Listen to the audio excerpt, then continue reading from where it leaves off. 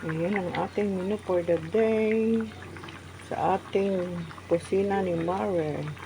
Sotanghon with egg. Ayan. Para sa ating tanghalian.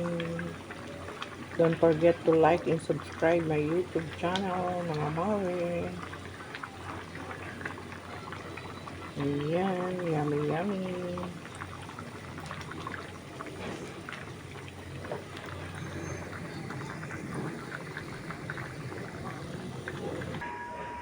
Yan ang luto ni Mare sa kusina ni Mare.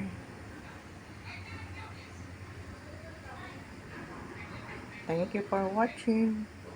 God bless us all. And ingat palagi.